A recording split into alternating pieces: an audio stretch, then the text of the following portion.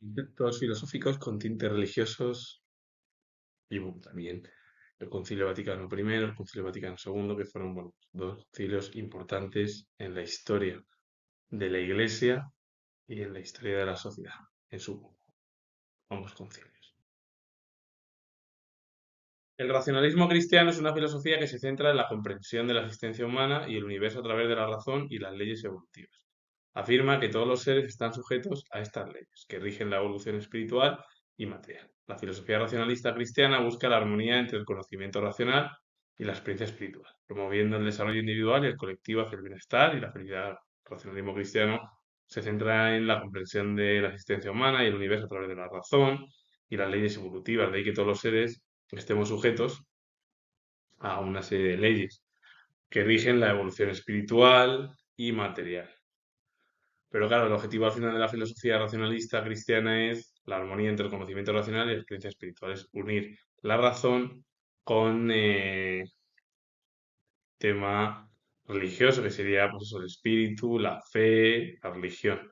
Siempre se promueve el desarrollo individual, colectivo, siempre hacia el bienestar y la felicidad. Es como casi unir pues, el pensamiento de la teología medieval, que es unir el razonamiento con la fe cristiana, aunque claro, en la teología, filosofía medieval se le dio mayor importancia a la ciudad de Dios, que era el mundo espiritual. Aquí lo que se intenta es unir ambos conceptos, razón y fe, unir el razonamiento filosófico con la religión. El gallicanismo fue un movimiento religioso e ideológico en Francia, que buscaba limitar la autoridad del Papa y afirmar la independencia de la Iglesia francesa en relación con Roma. Se desarrolló a través de las doctrinas y prácticas que buscaban un mayor control del clero francés y del monarca sobre los asuntos eclesiásticos, en contraste con la visión ultramontana que defendía la supremacía papal. El galicanismo fue un movimiento religioso e ideológico que surgió en Francia con el objetivo de que el Papa tuviese los poderes limitados y que la Iglesia francesa fuese independiente con respecto a Roma. Porque al final lo que buscaba el galicanismo era el desarrollo de doctrinas y prácticas con el objetivo de un mayor control del clero francés y del monarca sobre los asuntos eclesiásticos, es decir, que no todo dependiese del clero romano, es decir, de Roma, que era la cuna del catolicismo, sino que el clero o todas las doctrinas y prácticas fuesen dependientes de la monarquía y a la vez del propio clero francés, que es totalmente una visión opuesta a lo que es la visión ultramontana, que la visión ultramontana, que la voy a explicar, también es una visión en la cual el Papa es lo más importante, a diferencia del galicanismo, que el galicanismo es una tendencia con el objetivo de que surgió en Francia con el objetivo de que la monarquía y las instituciones eclesiásticas francesas fuesen independientes de, de Roma, que era la cuna del catolicismo europeo. El ultramontanismo es una doctrina y movimiento dentro de la Iglesia Católica que enfatiza la supremacía y la autoridad del Papa sobre los asuntos de la Iglesia y en algunos casos sobre el poder civil. Proviene del latín ultramontanus, que significa más allá de las montañas, refiriéndose a los Alpes, y originalmente se utilizaba para describir a quienes vivían más allá de estos en relación con Italia. Es decir, que el ultramontanismo lo que da es mayor supremacía, autoridad al Papa sobre los asuntos eclesiásticos que la Iglesia y también, incluso también, llegando al poder civil. Por ello, lo de ultramontanos, que significa más allá de las montañas, son aquellos que se refieren a los Alpes, que están más allá en relación con lo que es Italia. Claro, a diferencia del galicanismo, el galicanismo lo que quería la monarquía francesa y sobre todo los franceses era ser independiente y no depender de las doctrinas de Roma, sino organizar Francia, sus propias doctrinas eclesiásticas, con el apoyo de la monarquía francesa. El deísmo cristiano es una forma de deísmo que acepta la existencia de un Dios creador, pero rechaza la revelación divina y las enseñanzas tradicionales del cristianismo. Los deístas cristianos creen en la razón y la observación de la naturaleza son suficientes para entender la existencia y voluntad de Dios, sin necesidad de textos sagrados o intermediarios. El deísmo cristiano es al final, sí, creen que hay un Dios creador, pero ellos rechazan al final lo que sería la divinidad o las enseñanzas que provienen del cristianismo De ahí que den mayor importancia a la razón, a la observación de la naturaleza, vean que son suficientes para entender esa existencia y voluntad de lo que sería un Dios, que creen ellos, sin necesidad de textos sagrados o intermediarios. Es como que creen que hay uno, creen que hay un Dios, pero sin necesidad de seguir los pasos o los dogmas cristianos europeos, que esto sobre todo surgió ya a partir de la época en Gran Bretaña, sobre todo también el siglo de las Luces, donde fueron muy críticos con las instituciones monárquicas y eclesiásticas por los dogmas que existieron en el periodo medieval y también en la edad moderna entre el humanismo, el Renacimiento y el Barroco. A partir del siglo de las Luces hay un cambio de paradigma entre los intelectuales que comienzan a ser críticos con las dos principales instituciones que iban unidas, que era la monarquía absolutista y la Iglesia.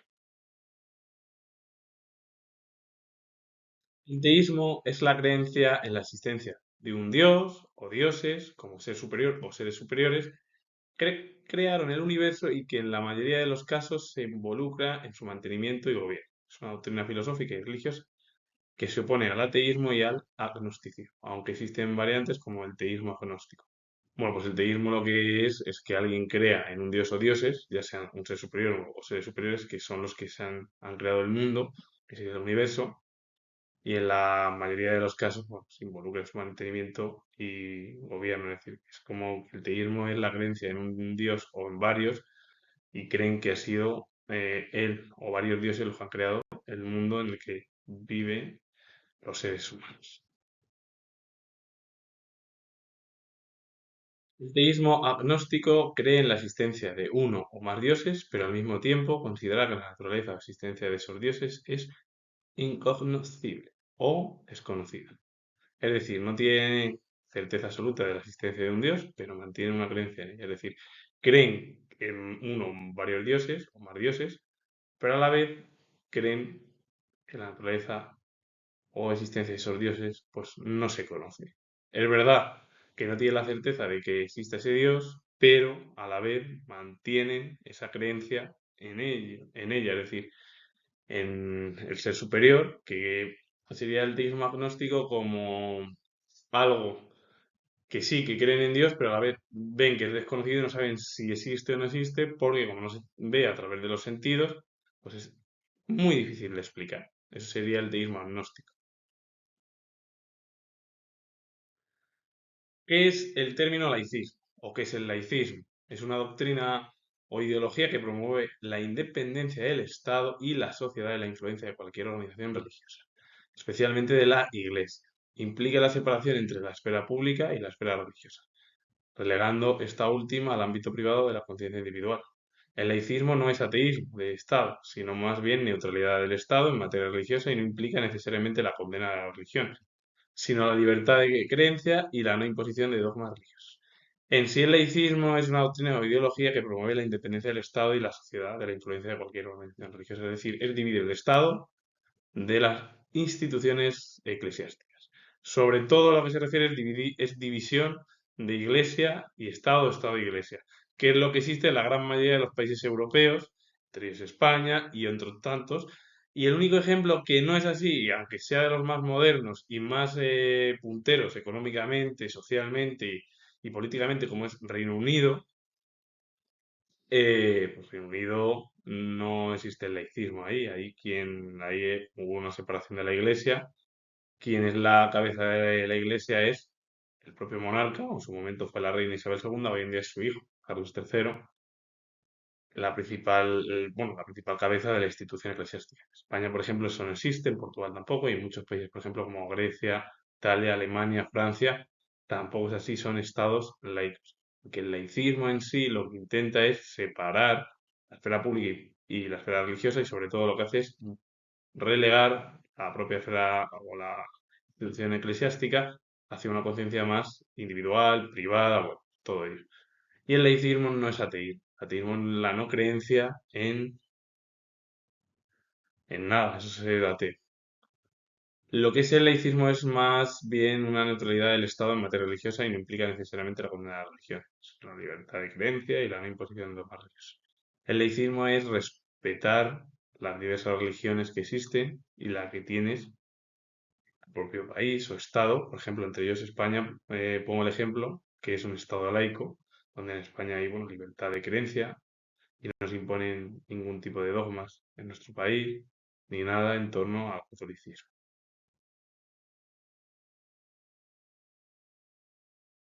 El empirismo en sí es una corriente filosófica que surgió en la época de Locke Hume, en la cual, bueno, pues solo el empirismo percibe que todo lo que está a través de los sentidos es lo que es razonable, lo que no se ve a través de los sentidos, como es Dios o lo sobrenatural, no puede ser explicado por esa corriente. Pero el empirismo cristiano, que combina la filosofía empirista, enfatiza la experiencia como fuente principal de conocimiento con la fe cristiana, es decir, es unir la experiencia, el mundo de los sentidos, lo que se ve, con la fe cristiana.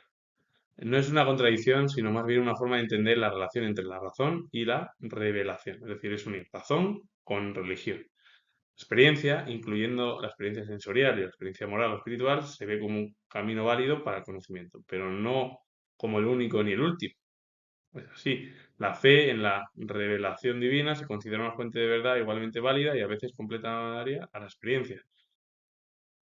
Pero para resumir, el empirismo cristiano es unir el ámbito empirista, que sería la experiencia, a través del conocimiento, con la religión.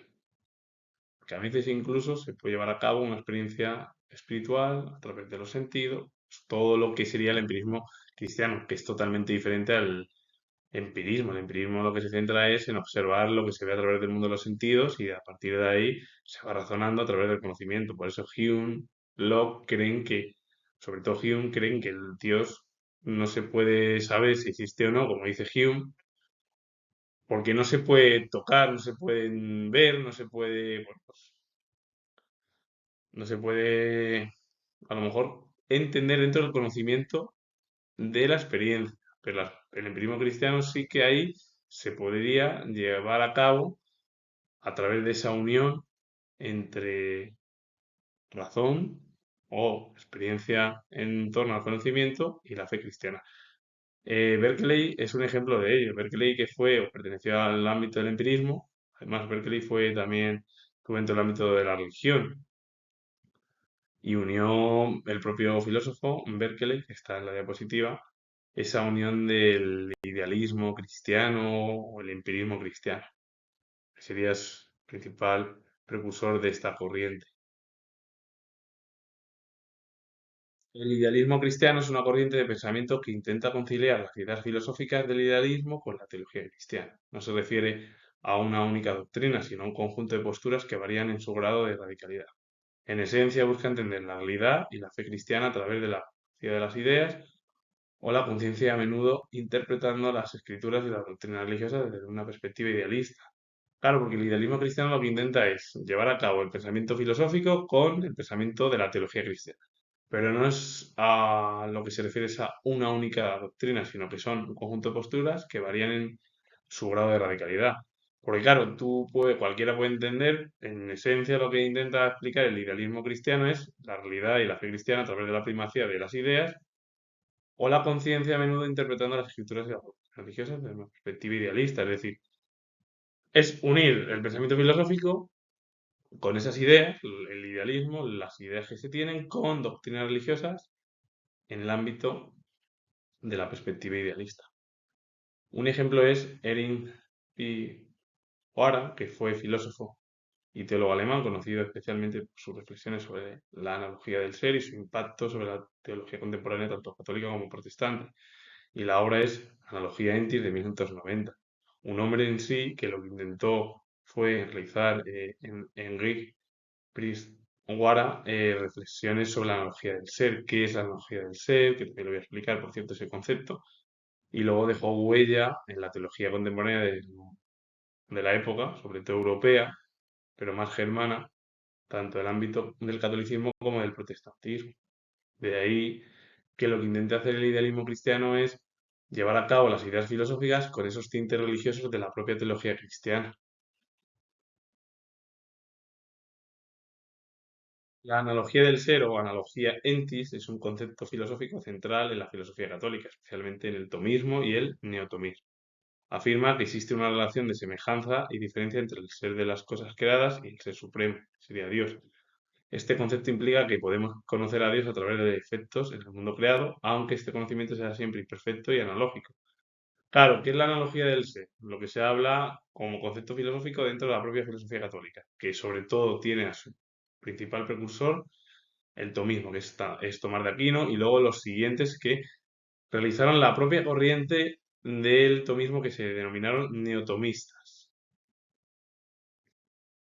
Y además afirma que, claro, existe una relación de semejanza y diferencia entre el ser de las cosas creadas, que sería el ser humano, el resto de animales, el mundo, y el ser supremo, es verdad, es totalmente diferente.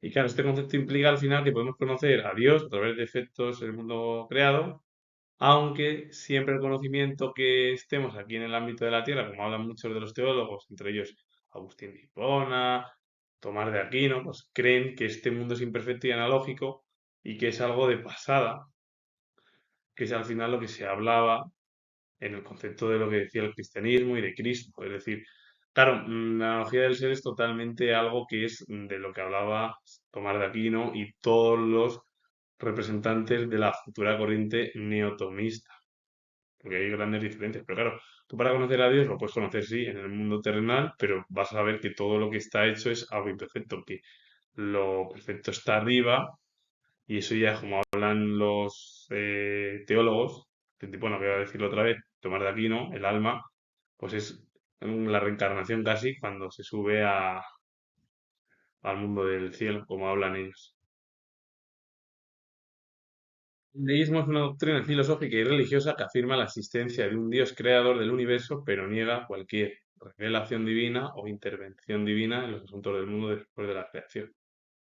Los deístas basan sus creencias en la razón y la observación de la naturaleza, rechazando dogmas y culto religioso. Es verdad que el deísmo en sí es una doctrina filosófica y religiosa que afirma la existencia de que un Dios es el creador del universo, pero niega cualquier revelación divina o intervención divina en los asuntos del mundo después de la creación. Es decir, es como que Dios ha creado el mundo, pero ya a partir de ahí ya Dios ya no está inmiscuido en ciertos asuntos tras la creación del mundo como hablan los deístas. De ahí que los propios deístas basen su razonamiento filosófico, político e histórico en la razón y la observación de la naturaleza.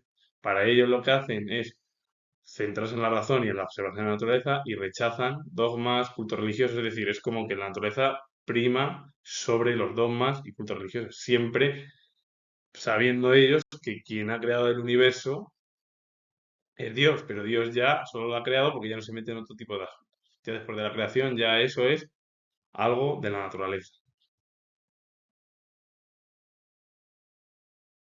El agnosticismo es una postura filosófica que sostiene la existencia o inexistencia de Dios o de otras realidades trascendentales. Es desconocida o incognoscible para el ser humano. Los agnósticos no afirman ni niegan la existencia de lo divino, simplemente consideran que no hay pruebas suficientes para afirmarlo o negarlo. Es decir, que el agnosticismo es una postura, una corriente filosófica que lo que sostiene es que puede haber existencia o no de lo que es Dios o de otras realidades trascendentales, ya sea aquello sobrenatural, que es algo que es incognoscible o que es desconocido para el ser humano, es decir, que no se ve a través de lo que ven los sentidos de las propias personas. Lo que quiere decir que el agnosticismo, para asumirlo, como hablan los agnósticos, es que no se puede explicar si lo divino puede ser que sea cierto o no. Simplemente para lo que hablan los agnósticos es que no se sabe, no hay explicación si es verdad o no, es decir, si hay existencia o no existencia de Dios, porque ellos no saben si hay que afirmarlo o negarlo. Es decir, creen que no saben, porque no hay explicación, porque como no lo ven a través de los sentidos, es imposible comprender si Dios o no existe. Eso es el agnosticismo. El ateísmo es la postura filosófica que niega la existencia de deidades o seres sobrenaturales o la creencia en ellos. En esencia, el ateísmo es totalmente opuesto al teísmo, porque el teísmo lo que cree es en que hay un Dios, o más, es decir, la existencia de uno o más dioses. El ateísmo no cree en nada que sea sobrenatural o en deidades es decir, no cree en eso, o en la creencia de Dios. Es decir, el ateísmo lo que niega es que no existe Dios, o en algo sobrenatural, o en la creencia de ellos. Totalmente es opuesto a lo que es el teísmo. Si el teísmo es la creencia de que creen que existe un Dios o varios, pues el ateísmo es todo lo contrario, es la no creencia en las divinidades, en los seres sobrenaturales, en las creencias religiosas. Eso es el ateísmo. El ateísmo combina la postura atea que niega la existencia de dioses con la agnóstica, que considera que la inexistencia de Dios es incognoscible o desconocida. En otras palabras, un ateo agnóstico no cree en dioses, pero tampoco afirma con certeza que no exista, reconociendo la imposibilidad de conocer o probar la existencia de lo divino. Es decir, que para resumir el ateísmo agnóstico es no se cree en Dios o la existencia de dioses, pero a la vez no se sabe una explicación de si es cierto o no de esa existencia o inexistencia de Dios. De ahí que sea algo desconocido. Es verdad que ellos no creen en ninguno de los dioses, pero a la vez, de forma certeza, no están o no lo dejan, tienen la duda de que sí o no puede existir esa divinidad, que sería el ser supremo. ¿Qué fue el Concilio Vaticano I? Fue un concilio ecuménico de la Iglesia Católica que se celebró en Roma entre 1869 y 1870 y fue convocado por el Papa Pío IX para abordar el racionalismo y el galicanismo, y es conocido por definir el dogma de la infalibilidad del Papa.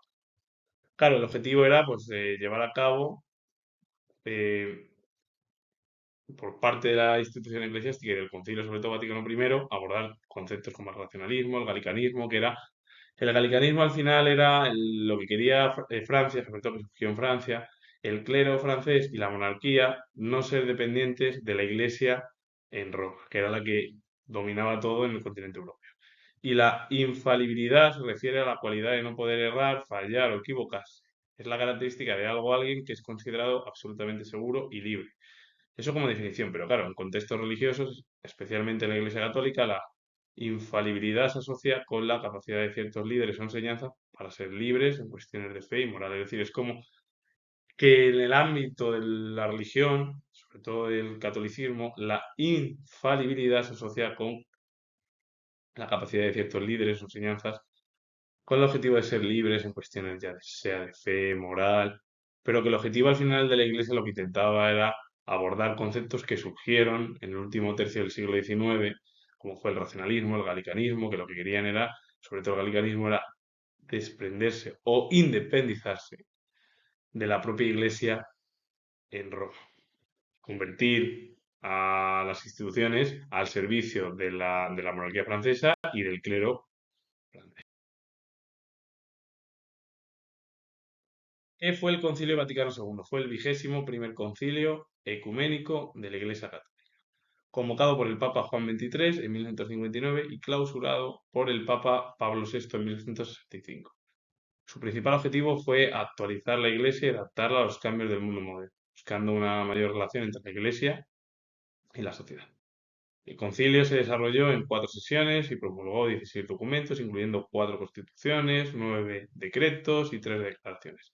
Pero para resumir lo que fue el Concilio Vaticano II, el objetivo por parte del primer Papa Juan XXIII, que lo convocó en 1959 y que fue clausurado por el siguiente Papa, Pablo VI en 1965, para resumirlo era intentar adaptar las doctrinas eclesiásticas, sobre todo a la Iglesia, a los cambios que iban surgiendo, apareciendo en el mundo moderno, que es intentar abrir y estrechar esa relación entre la Iglesia y la propia sociedad.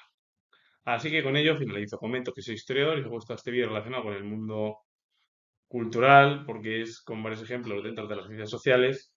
Darle a like, suscribiros, comentar. Repito que soy historiador y nos vemos en el próximo vídeo.